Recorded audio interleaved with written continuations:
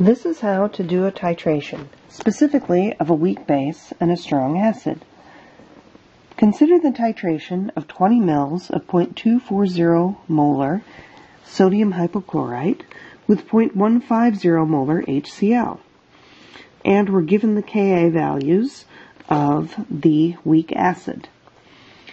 The first question is, how many mils of HCl are required to reach the equivalence point? Well, to know how many mils of HCl we need, we actually need to know how many moles of sodium hypochlorite are in the solution. Okay? So, notice that concentration times volume equals moles. So I will take my 20 mils of solution and multiply it by the concentration, which is 0.240 millimoles.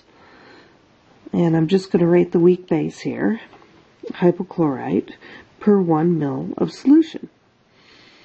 If I multiply that out, it turns out that I have 4.80 millimoles of hypochlorite.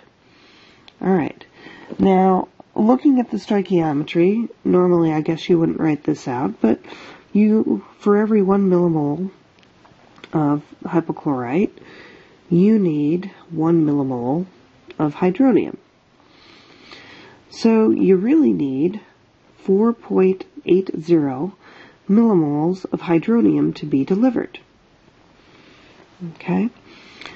Now, if volume times concentration gives you moles, moles divided by concentration will give you volume.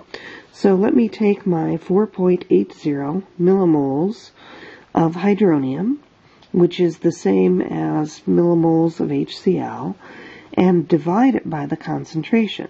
So that would be 0.150 millimoles of hydronium per every 1 mil of solution.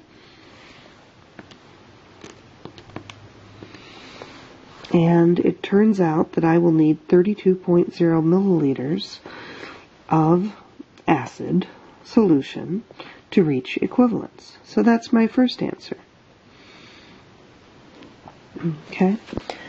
My second question is, what is the pH at the equivalence point? To answer this, we kind of need to think about what is actually happening in the reaction. So we have some hypochlorite in a beaker. We're adding some strong acid with a burette, and the reaction is going to slam to the right to make conjugate weak acid and water.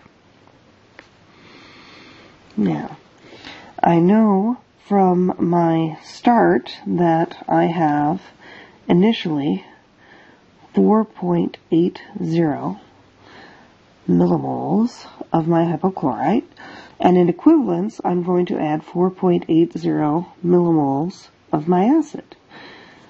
So obviously we're going to slam to the right, and so I'm going to make 4.80 millimoles of my conjugate acid.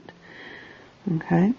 So nothing, and 4.80 millimoles just of hypochlorous acid. That's the only thing that's present, okay?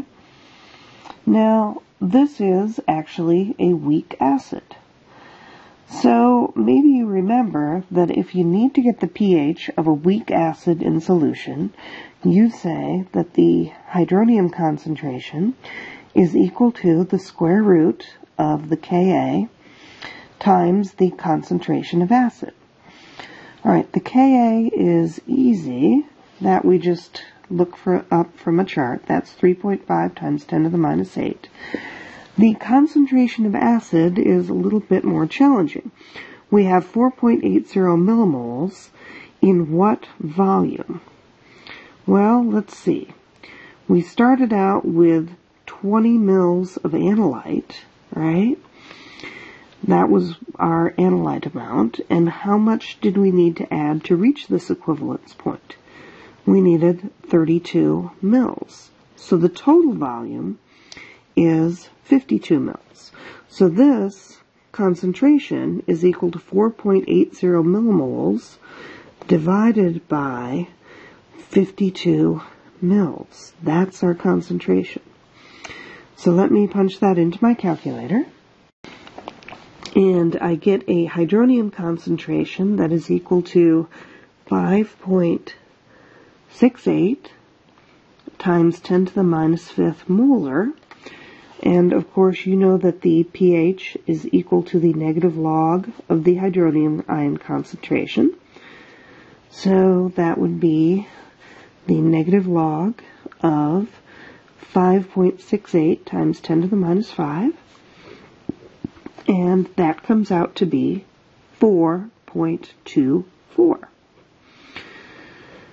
So notice that all equivalence points do not occur at pH 7. It sort of depends on what you're titrating.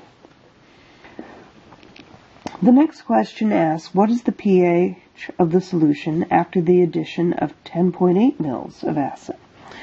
Okay, once again, we're going to have to look at our reaction table. So we have hypochlorite and hydronium slamming to the right to make HOCl and water. The hypochlorite amount I know, that's 20 mils and it's 0.240 molar.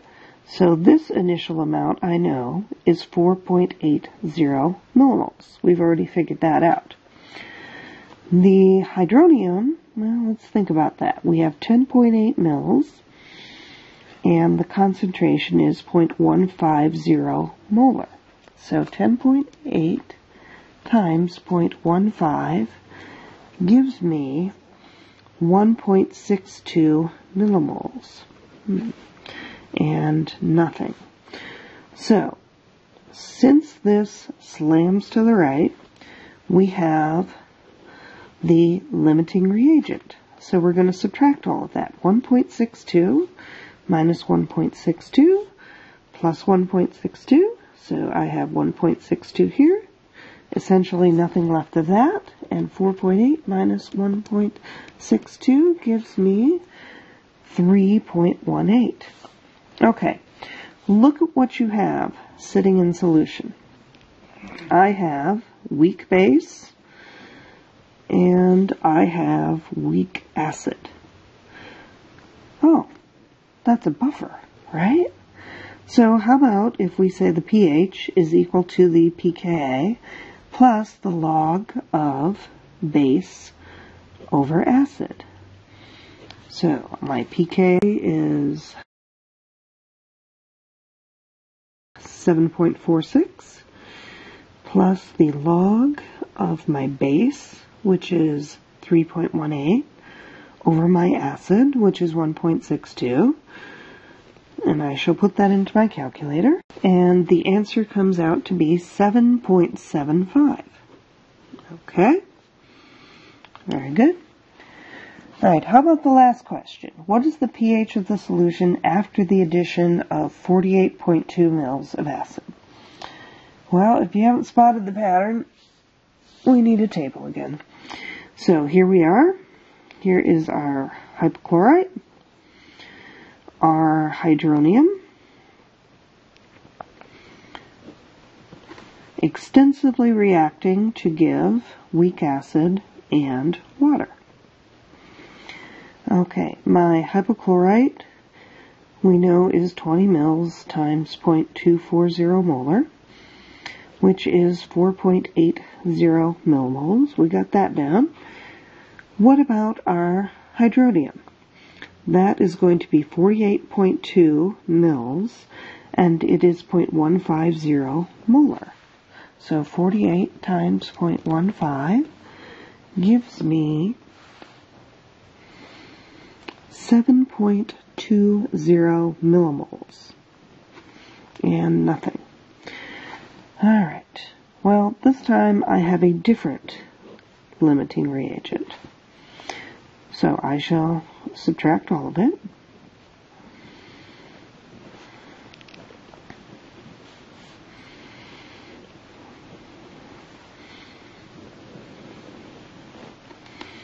And essentially I have nothing left. 7.2 minus 4.8 gives me 2.40 millimoles and 4.8 millimoles. Okay, if you look at what I actually have hanging out, I have strong acid, that's this, and I have weak acid. Okay, if you remember anything about the common ion effect, the thing that I should pay attention to is my strong acid. If I knew that concentration, the concentration of hydronium, I could get the pH. So, my hydronium concentration, I know that it is 2.40 millimoles. What about the volume? That would be my 20 mils of analyte plus my 48.2 mils of titrant that I added.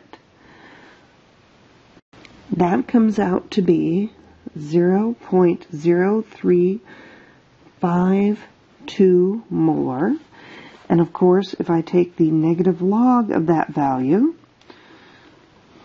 352 molar, I will get the pH is equal to 1.45 at the end of the titration. Alright, that is the skeleton structure of how you would make a pH titration curve.